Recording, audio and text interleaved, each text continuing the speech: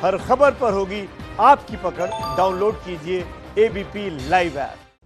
और 66 दिनों का वक्त जरूर लगा, लेकिन सीबीआई जांच के आदेश दे दिए गए हैं। अब देखना होगा कि इसका हासिल क्या होता है। बिल्कुल अखिलेश, और बिहार से बीजेपी के सांसद हैं कानून मंत्री रविशंकर प्रसाद, उनकी भी प्रतिक्रिया सामने आई है। विकास भदौरिया ने उनसे बात की है। उनका साफ साफ कहना है कि मुंबई पुलिस ने कोई एफआईआर दर्ज नहीं की, मुंबई पुलिस सीमित जांच कर रही थी।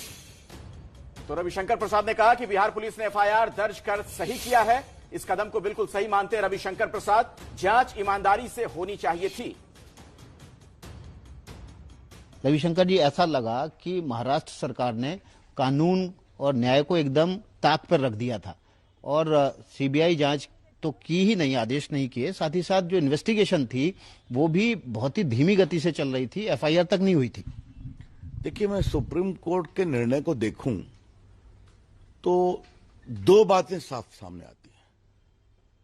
पहली बात कि महाराष्ट्र सरकार सीआरपीसी की धारा 174 में सिर्फ अस्वाभाविक मृत्युओं की सीमित जांच कर रही थी, कोई औपचारिक एफआईआर नहीं फाइल किया था। बिहार पुलिस ने औपचारिक एफआईआर फाइल किया, वो सही था, और उसके पिता की मांग पर अगर वो सीबीआई में दिया गया तो वो भी सही था। सुप्रीम कोर्ट की एक और टिप्पणी है कि जिस तरह से बिहार पुलिस को रोकने की कोशिश की गई, उससे अनुसंधान के बोनाफाइड्स पर भी संदेह होता है। तो ये बहुत ही गंभीर मामला है। और जो अंतिम बात कही गई कि दोनों पक्ष की ओर से जो टकराव की स्थिति है, और सुशांत सिंह राजपूत एक बहुत ही होनहार कलाकार था, अतः उसकी जांच ईमानदार होनी चाहिए, जिस पर लोगों का विश्वास होना चाहिए। और इसलिए सीबीआई की जांच के लिए सुप्रीम कोर्ट ने अपने एक्स्ट्रॉर्डिनरी पावर अंडर आर्टिकल 142 का प्रयोग किया है। ये चिंता मुझे अवश्य होती है। अच्छा होता महाराष्ट्र सरकार स्वयं ही एग्री कर जाती। आपको लग रहा है कि महाराष्ट्र सरकार इसलिए एग्री नहीं की क्योंकि एक राजनीतिक मकसद था, उसके पीछे कोई राजनीतिक मंशा छिपी हुई थी? देखिए, अब मेरा इस पर टिप्पणी करना ठीक नहीं होगा, लेकिन मुझे दो बातें आज अवश्य कहनी है। एक तो मैं सुशांत सिंह राजपूत के पूरे परिवार की हिम्मत का अभिनंदन करूंगा। उनके पिताजी हों या उनकी चारों बहनों हों, बाकी लोग हों, उन्होंने बड़ी हिम्मत से अपनी पीड़ा को रखा देश के सामने। और जिस तरह देश खड़ा हो गया, जिसमें देश के लोग, मीडिया, भारत क्या पूरी दुनिया में, कि इस महान कलाकार के लिए न्याय मिलना चाहिए, तो भारत के एक नागरिक के रूप में मुझे बहुत प्रसन्नता हुई है कि देश जगा और सुप्रीम कोर्ट ने भी न्याय किया। तो कानून मंत्री रविशंकर प्रसाद का भी साफ साफ कहना है कि बिहार पुलिस ने एफआईआर बिल्कुल ठीक दर्ज की, मुंबई पुलिस एफआईआर दर्ज ही नहीं कर रही थी। उधर सुप्रीम कोर्ट ने सीबीआई जांच के आदेश दे दिए हैं। ऐसे में सवाल उठता है कि महाराष्ट्र की उद्धव सरकार का क्या होगा, क्योंकि पहले ही दिन से उद्धव सरकार सीबीआई जांच के खिलाफ थी। और उद्धव सरकार पर पिछले करीब 2 महीने से लगातार सवाल उठ रहे थे। सुप्रीम कोर्ट के आदेश के बाद अब एक सवाल और उठ रहा है कि उद्धव सरकार का क्या होगा।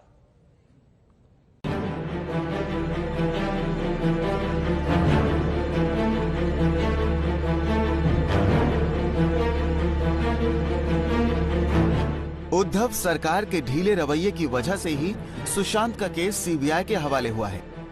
सवाल यह है कि क्या किसी खास मकसद से उद्धव सरकार सुशांत मामले की जांच को लेकर गंभीर नहीं थी? सुशांत सिंह प्रकरण के लिए महाराष्ट्र के गृह मंत्री अनिल देशमुख ने तुरंत इस्तीफा देना चाहिए। आज जो अदालत का फैसला आया है, ये महाराष्ट्र सरकार के अहंकार को करारा झटका है। उद्धव सरकार के गृह मंत्री अनिल देशमुख एनसीपी कोटे से मंत्री हैं और एनसीपी के अंदर से भी सीबीआई जांच की मांग होती रही है, लेकिन सरकार का रवैया ऐसा रहा मानो कुछ छिपाने की कोशिश हो रही थी। जेडीयू तो अनिल देशमुख को बर्खास्त करने की मांग कर रही है। महाराष्ट्र सरकार के मुख्यमंत्री को कि अनिल जी देशमुख जो गृह मंत्री है उसको बर्खास्त करे, नहीं तो उनको इस्तीफा लें। सीबीआई जांच के आदेश के करीब 2 घंटे बाद कैमरे पर आए अनिल देशमुख सिवाय इसके कुछ बोल नहीं पाए कि उन्हें आदेश की कॉपी का इंतजार है। सुप्रीम कोर्ट का फैसला आया है, उसकी ऑर्डर की कॉपी हमको मिलेगी ऑर्डर की कॉपी मिलने के बाद में हम उसके बारे में आपको प्रतिक्रिया देंगे। जिस वक्त फैसले की कॉपी का इंतजार महाराष्ट्र सरकार कर रही थी, उस वक्त आपका चैनल एबीपी न्यूज फैसले की बड़ी बातें बता रहा था। वो महत्वपूर्ण चीज है जो अनिल देशमुख के पास नहीं है। हमारे पास वो महत्वपूर्ण चीज है जिसका इंतजार मुंबई पुलिस कमिश्नर कर रहे हैं, इसका इंतजार संजय राउत कर रहे हैं। ये देखिए, ये कॉपीज हैं, ये ऑर्डर के जजमेंट हैं, ये हमारे पास हैं। शुरुआत से ही सीबीआई जांच की मांग करने वालों में गोड्डा से बीजेपी सांसद निशिकांत दुबे भी थे। निशिकांत कह रहे हैं कि अगर समय से सीबीआई जांच की मांग मान ली जाती तो शक की सुई आदित्य ठाकरे तक नहीं घूमती। रवि जुबान से कहीं ना कहीं आदित्य ठाकरे का नाम सामने आ रहा है। नारायण राणे ने भी आदित्य ठाकरे की, आपको क्या लगता है कि अब उनके नाम की भी इस मामले में जांच होगी? उसका नाम आने के पीछे ये संजय राउत और जो माजिद मेनन जैसे उसके जो चमचे हैं वही प्रभावी है। यदि पहले दिन से सीबीआई इंक्वायरी आ जाती तो शायद इसका नाम नहीं आता। बीजेपी सांसद आरके सिंह का दावा है कि उद्धव से बातचीत करके ही उन्होंने सीबीआई जांच के लिए कहा था, लेकिन उन्होंने ना कर दिया। हमको बहुत आश्चर्य हुआ। मैंने उद्धव जी से भी बात की थी, जबकि हमारे लोगों ने हमसे अनुरोध किया था तो कि भाई ये सीबीआई इंक्वायरी अगर हो जाएगा तो लोगों को संतोष होगा कि सच्चाई सामने आएगी, लेकिन वो सहमत नहीं थे, तो हमको बहुत आश्चर्य हुआ। उद्धव ठाकरे चाहते तो 2 महीने पहले ही सीबीआई जांच शुरू हो जाती और अब तक शायद नतीजा आ जाता, लेकिन उद्धव ठाकरे सरकार लगातार सीबीआई जांच पर कुंडली मारकर बैठी रही। अब जब बात इस्तीफे तक गई है तो शिवसेना धमकीबाजी पर उतर आई है कि अगर इस्तीफे की बात निकले तो दिल्ली तक जाती, दूर तक जाती, तो इस प्रकार की बात करना किसी ने भी, खास करके महाराष्ट्र राज्य में जो हमारे विरोधी दल में बैठे हुए साथी हैं, सोच समझकर उसके ऊपर टिप्पणी करनी चाहिए। अब सीबीआई साफ करेगी कि सुशांत की मौत में किसका रोल रहा, किसका नहीं रहा। लेकिन जिस तरीके से सवालों के घेरे में महाराष्ट्र की सरकार आई और ठाकरे परिवार पर उंगली उठी, उससे एक बात तो साफ है कि महाराष्ट्र की राजनीति में बड़ा मोड़ आने वाला है। दरअसल शोभना, ये जो फैसला है सुप्रीम कोर्ट का, ये उद्धव सरकार के लिए भी एक सेटबैक के तौर पर इसे देखा जा रहा है। सुप्रीम कोर्ट ने जैसे ही सुशांत केस में सीबीआई जांच का फैसला दिया, बिहार के मुख्यमंत्री नीतीश कुमार ने सबसे पहले एबीपी न्यूज से बात की। बिल्कुल अखिलेश, और नीतीश कुमार ने कहा है कि सुशांत का मामला राजनीति का नहीं, न्याय का मामला है। हमारे संवाददाता प्रकाश कुमार ने फोन पर नीतीश कुमार से बात की, सुनिए आप भी क्या कुछ कहना है। मुख्यमंत्री जी, आज जो सुप्रीम कोर्ट का फैसला आया है, सीबीआई को जांच दे दिया गया इस पूरे मामले की जिम्मेदारी, और आप कहा जा रहा है कि आपने जो सीबीआई को सिफारिश की थी उसी को मान लिया गया है और जो एफआईआर हुआ था उसे भी सही माना गया है। क्या प्रतिक्रिया है इस पर आपकी? नहीं, ये तो बिल्कुल ठीक है। जो कुछ भी किया गया बिहार में वो बिल्कुल जो कानूनी रूप है वही किया गया, और माननीय सर्वोच्च न्यायालय के आज के निर्णय के बाद तो आप समझ लीजिए कि पूरे तौर पर संवैधानिक प्रक्रिया के अंतर्गत कानून का पालन यहां पर किया गया और केस दर्ज किया गया, उस पर जांच शुरू हुई और बाद में सीबीआई को सौंपने की बात आ गई। उनके जिन्होंने एफआईआर दर्ज किया था उनकी सहमति मिली और सीबीआई ने भी इसको स्वीकार कर लिया। और कुछ लोग जो सुप्रीम कोर्ट गए थे, तो आज तो माननीय सर्वोच्च न्यायालय के फैसले के बाद साफ हो गया कि जो कुछ भी था वो बिल्कुल ही न्याय संगत था और कानून के हिसाब से सब काम हुआ था।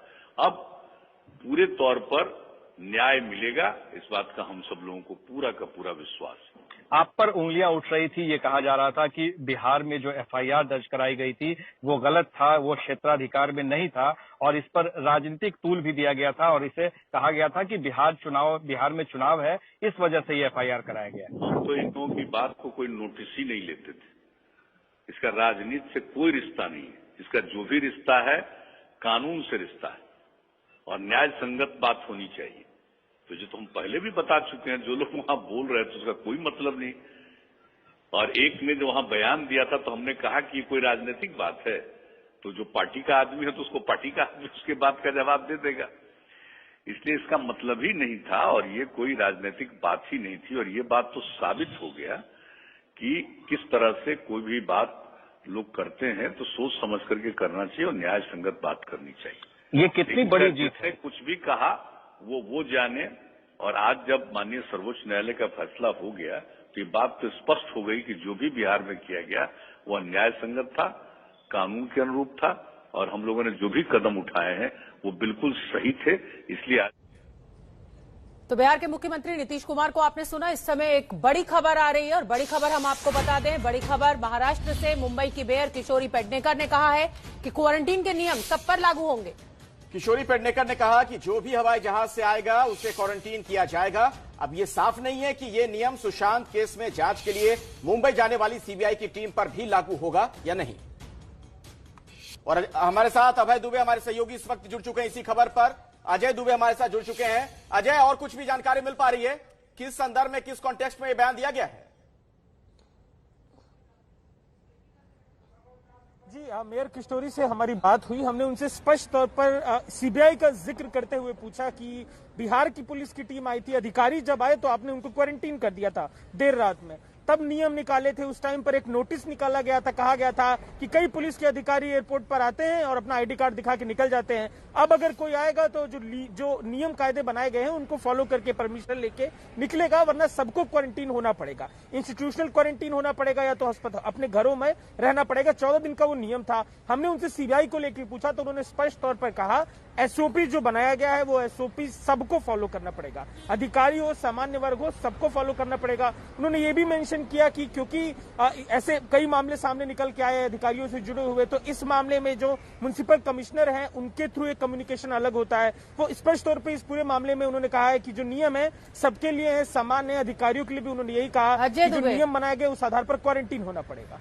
अजय दुबे, कुछ भी कहा जाए किशोरी पेडनेकर के द्वारा या शिवसेना के तमाम नेताओं के द्वारा, लेकिन कहीं ना कहीं जिस तरीके से मुंबई पुलिस का रवैया रहा है इस पूरी जांच को लेकर, सवाल जरूर खड़े होते हैं। आप किसी भी एसओपी की बात करते रहिए, मामला अब तो सीबीआई जांच करेगी।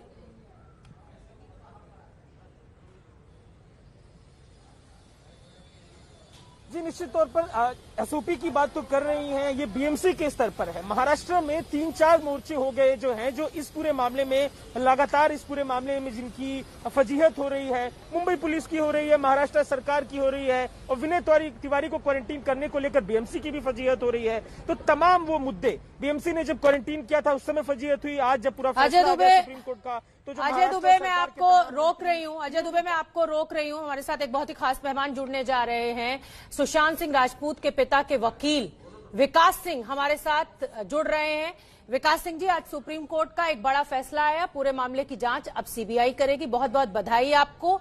लेकिन क्या रिव्यू पिटीशन महाराष्ट्र सरकार की तरफ से आपको लग रहा है कि आएगी सामने? देखिए, रिव्यू पिटीशन फाइल करने को कोई किसी को रोक नहीं सकता है, क्योंकि ये तो आपका मौलिक अधिकार है। रिव्यू पिटीशन आप फाइल कर सकते हैं, लेकिन मेरे को नहीं लगता कि इसमें कोई रिव्यू का स्कोप है, इसलिए कि जो सारे महाराष्ट्र के सरकार के तरफ से जो तथ्य थे वो सारे कंसिडर किए गए हैं और बड़ा ही डिटेल जजमेंट, 35 पन्ने का जजमेंट है, हर पहलू को कंसिडर किया है।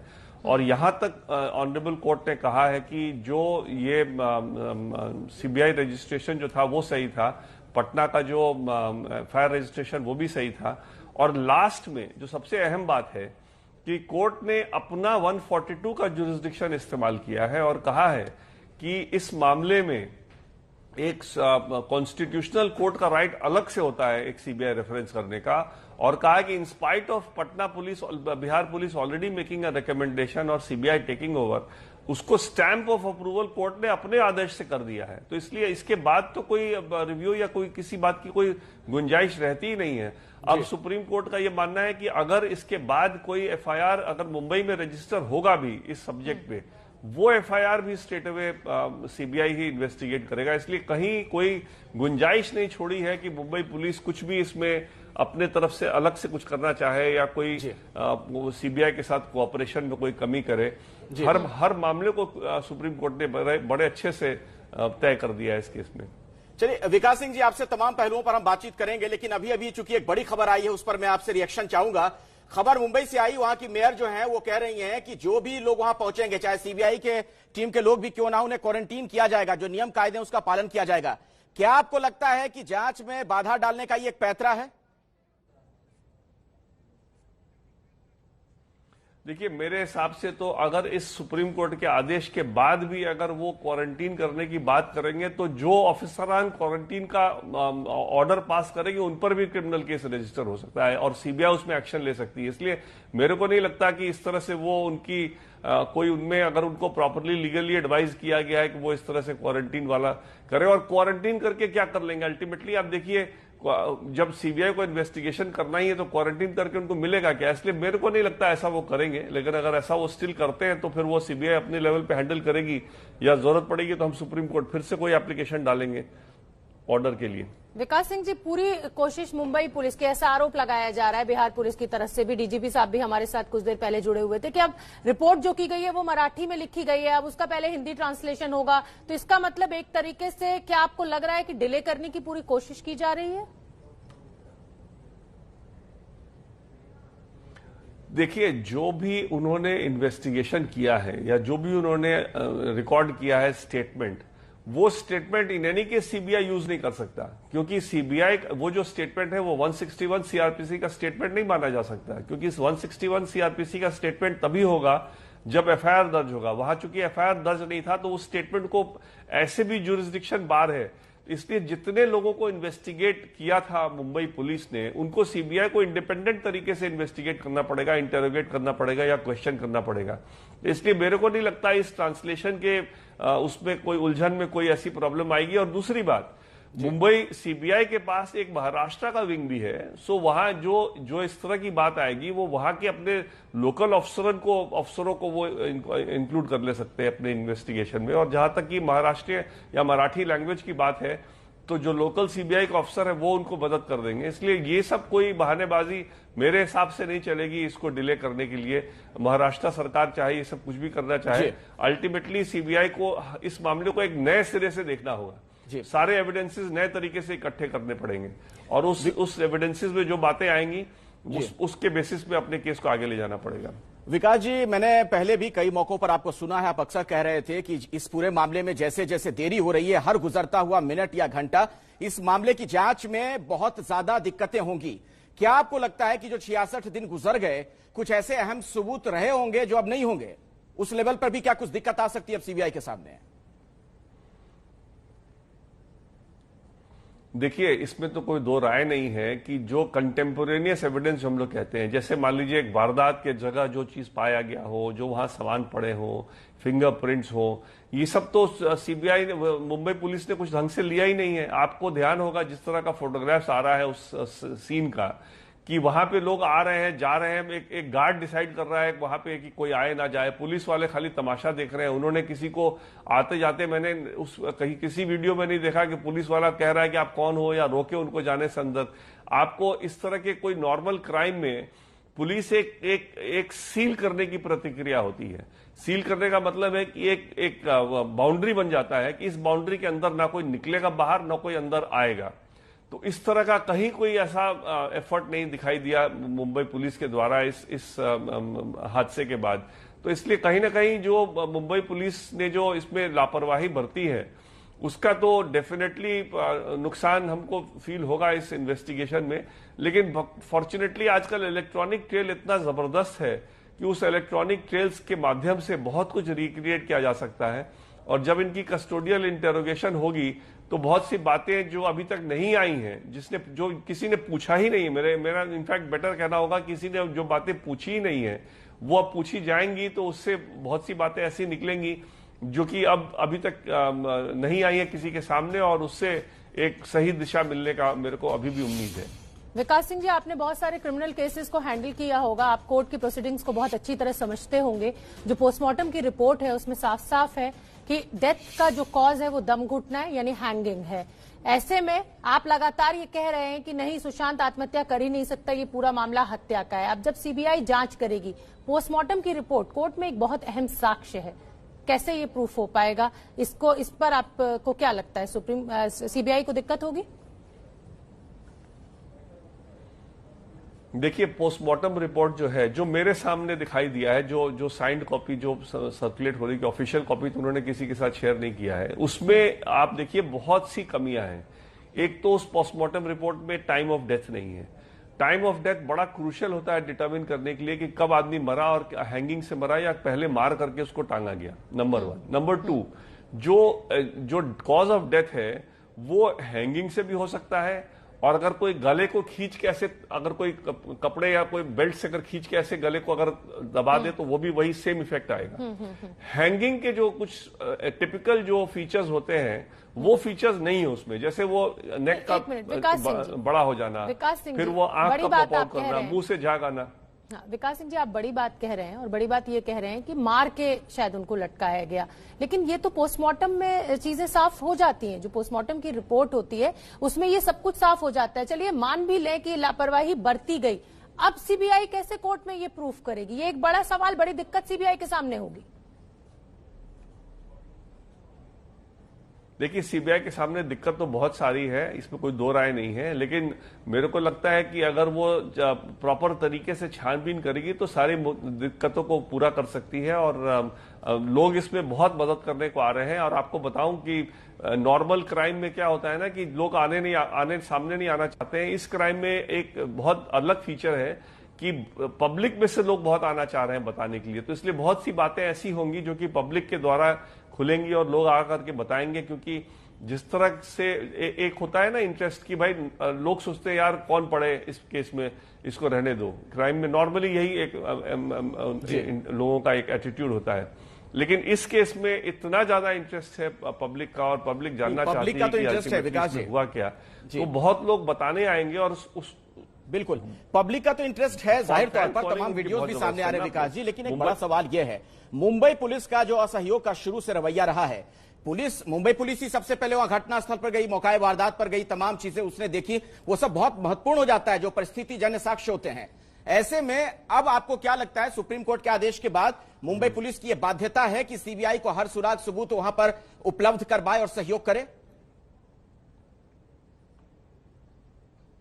देखिए, मुंबई पुलिस को सहयोग तो करना ही है, उसमें तो कोई दो राय नहीं है, क्योंकि वो तो एक जुडिशियल ऑर्डर है, वो तो कंटेम्प्ट हो जाएगा, अवहेलना हो जाएगी सुप्रीम कोर्ट के ऑर्डर की, इसलिए उसमें तो कोई दो राय नहीं है। हाँ, लेकिन अगर वो इस तरह का पिन प्रिक निकाले, क्वारंटाइन करने की बात करें, या और इस तरह का बोले कि मराठी में है हम ट्रांसलेट करके देंगे, ये सब जो है वो एक डायरेक्ट इंटरफेरेंस नहीं, लेकिन इनडायरेक्टली वो एक असहयोग दिखा सकते हैं।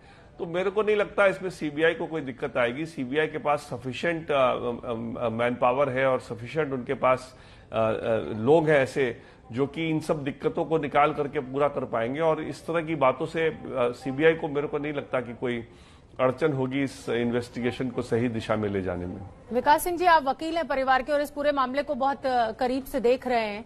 अगर मैं आपकी बात करूं तो आपको क्या लगता है, क्या जो परिवार का कहना है, उनका कहना है कि वो आत्महत्या नहीं कर सकता, उसको उकसाया गया आत्महत्या करने के लिए, या परिवार इसको हत्या मानता है?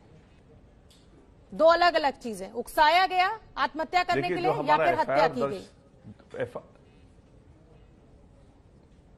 जो हमारा एफआईआर दर्ज था वो तो ये था कि उसको उकसाया गया, अबेटमेंट टू सुसाइड का था, लेकिन उसका बुनियाद था कि जो पिठानी था उसको हम समझ रहे थे कि सुशांत का दोस्त है, उसी घर में रह रहा था और वो हमारे साथ सहयोग कर रहा था, रिया के खिलाफ बोलता था।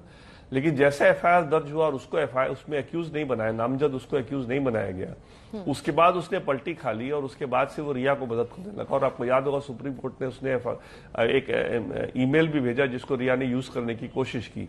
तब से परिवार बिल्कुल हिल गया और उसके बाद से परिवार को यह लग रहा है कि यह हत्या भी हो सकती है। इसीलिए जो बातें आपको मैं बोल रहा हूं ये सारे हत्या से रिलेटेड ही है, जो कि सिंप्लिसिटर अगर सुइसाइड होता तो ये सब बातें रेलेवेंट नहीं होती। धन्यवाद। मेरा एक्चुअली आपसे टाइम 5:20 तक नहीं था। धन्यवाद।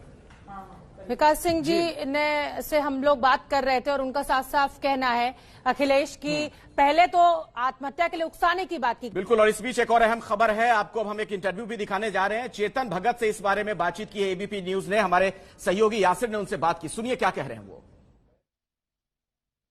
तो हमारे साथ जुड़े हैं बेहद खास मेहमान चेतन भगत। चेतन भगत से आप सब वाकिफ हैं, उनकी नई किताब आई है वन अरेंज्ड मर्डर, और ये सोशल मीडिया पर जब से आपने कल से वो वीडियो बनाया ना जिसमें आपने अपना कवर लॉन्च किया, तो तब से चर्चा है कि क्या ये सुशांत के मर्डर पे किताब लिख दी चेतन ने, तो ऐसा तो कुछ नहीं है। नहीं, सुशांत का मर्डर में तो मैं खुद किताब तो तब लिखी जाएगी ना जब पता लगेगा हुआ क्या था। इस वक्त तो मैं भी आपके दर्शकों की तरह, आपकी तरह एकदम कंफ्यूज, क्योंकि लग रहा है कुछ गड़बड़ हुई है, पर वो क्या गड़बड़ हुई है वही नहीं समझ आ रहा।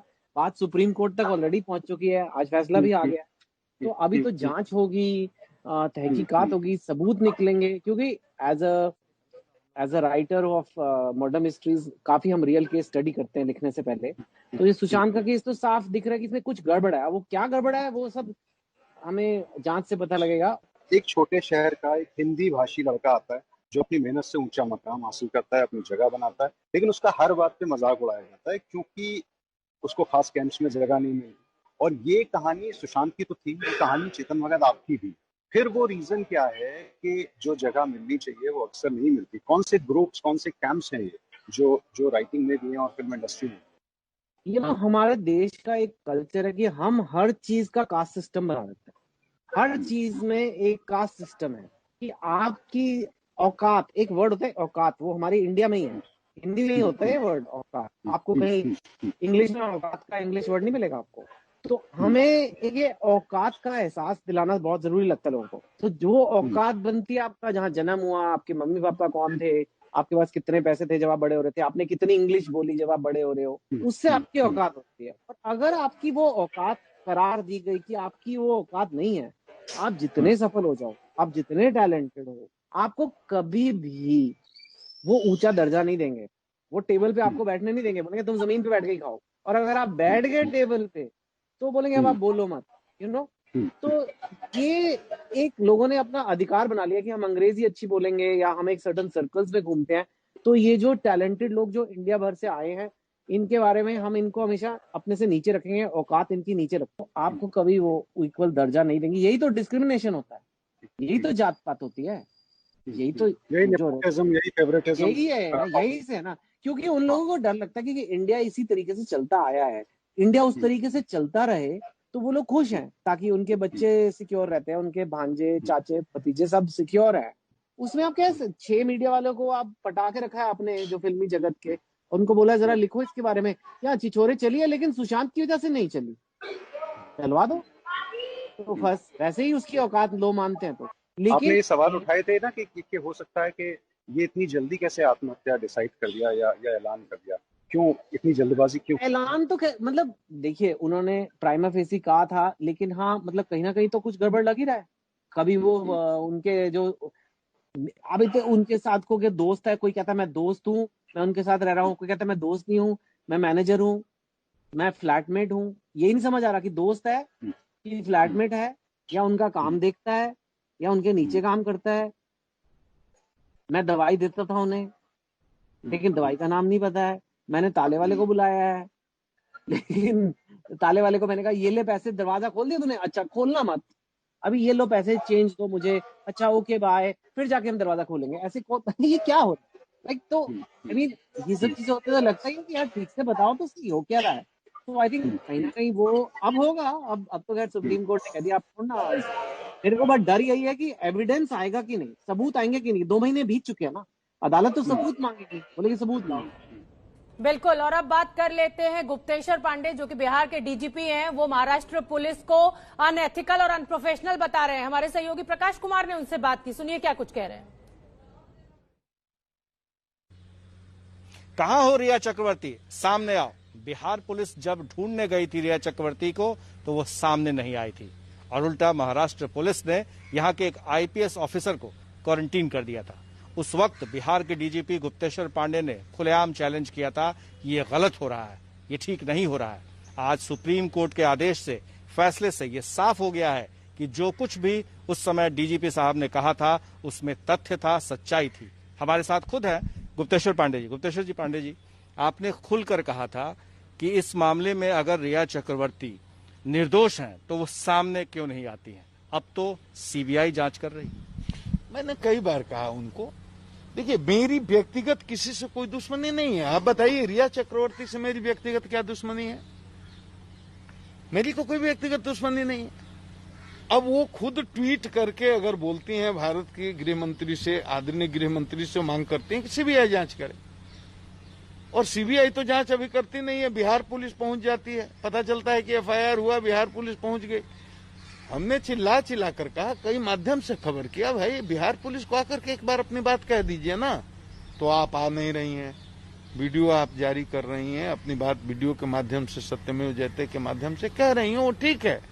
बिहार पुलिस से आपको डर लगता है और सीबीआई की जांच की मांग कर रही हैं। और जब मामला सीबीआई को पहुंच गया तो उच्चतम न्यायालय में आप कह रही हैं कि सीबीआई को नहीं जाना चाहिए, तो बिहार पुलिस को नहीं जाना चाहिए, सीबीआई को नहीं जाना चाहिए, और आप ये भी कह रही हैं कि तब जाना किसको चाहिए, तो मुंबई पुलिस को जाना चाहिए। तो मुंबई पुलिस को ही क्यों जाना चाहिए और मुंबई पुलिस पर ही आपका इतना क्यों विश्वास है? बिहार पुलिस से क्या आपको दुश्मनी? हम ऐसे उठा के आपको जेल में बंद कर देंगे? कभी नहीं ऐसा करेंगे जब तक साक्ष्य नहीं होगा। तो आपको बिहार पुलिस से डर लगता है, सीबीआई से डर लगता है, और आपको मुंबई पुलिस पर इतनी आस्था है। तो अब तो रिया चक्रवर्ती को तो सामने आना होगा, अब तो सबको आना, वो तो नेम्ड एफ। और इस खबर पर आइए हम आपको विस्तार से जानकारी देते हैं। हमारे कई सहयोगी इस वक्त हमारे साथ जुड़ चुके हैं, उनके पास हम आपको लिए चलेंगे। ओम प्रकाश तिवारी हमारे साथ जुड़े हुए हैं, जितेंद्र दीक्षित हैं, अजय दुबे हैं और प्रकाश कुमार भी हमारे साथ पटना से जुड़ चुके हैं। सबसे पहले ओम प्रकाश, आपके पास ही मैं आना चाहूंगा और जरा ये बताइए कि अब ये जांच यहां से आगे किस दिशा में बढ़ती आपको नजर आ रही है?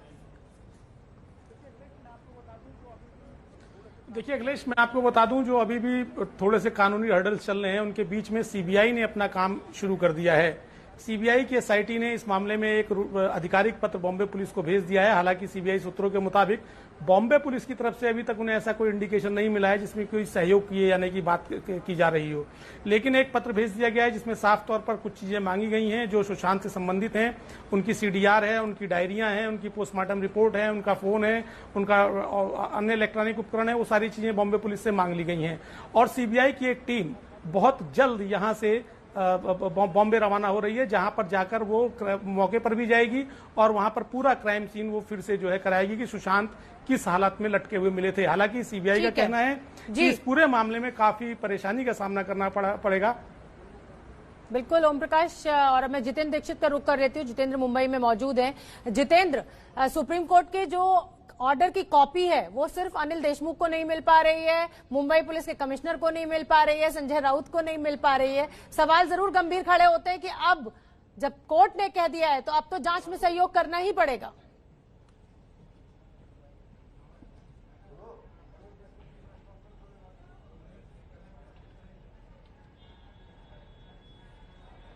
शायद जितेंद्र दीक्षित तक मेरी आवाज नहीं पहुंची। जितेंद्र, मैं आपसे जानना चाहूंगी, आज कोर्ट ने एक बड़ी टिप्पणी की है कि महाराष्ट्र पुलिस सहयोग दे अपना, अब देना पड़ेगा। हालांकि ऑर्डर की कॉपी ना कमिश्नर को मिल पा रही है ना अनिल देशमुख को मिल पा रही है।